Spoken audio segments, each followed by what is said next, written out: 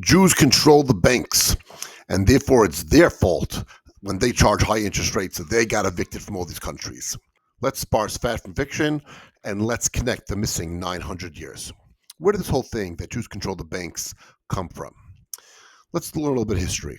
First of all, in the New Testament, it says that Jesus was very upset at the Jews over there because they were dealing money right outside the temple. So Christians already had it in the back of their mind that Jews deal with money. The Romans took 97,000 Judean slaves after they conquered Judea in the year 70. They brought them back to Rome.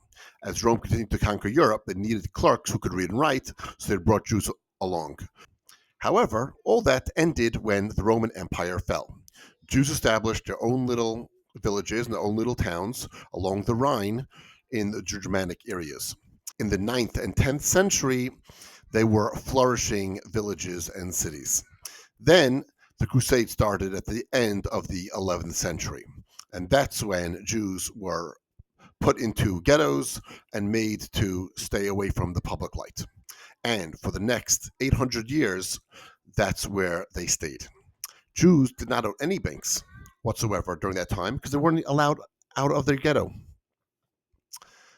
In the 1920s, there was a major banking crisis that affected the world, not only in Europe, but across the world, and we all know this as the Great Depression. Hitler, who rose to power in the early 1930s, used this as an excuse to seize the banks. He blamed everything on his favorite nemesis, the Jews. It's very easy to connect the dots, saying, well, the New Testament talks about Jews clipping money. The Romans used Jews as clerks until about the 4th or 5th centuries. Then you have the Rothschilds who sprang up to own some banks in the late 19th century. And therefore, it seems like Jews always owned the banks, and Jews always were the ones charging interest, and therefore it's a Jews' problem. I'll give one little other point, and that is, even say it was the Jews who were giving out loans and interest, and they were also lending it to the governments.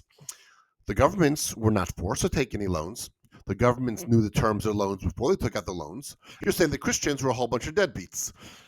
However, since they held the power, they were able to expel the Jews from their countries. But that's wrong on a couple of points. One, you're admitting that Gentiles are deadbeats, or at least the Christians were. B, Jews had no power whatsoever. So why would the Jews be in a situation where they would lend money to powers that won't have to pay them back? Any questions, let me know.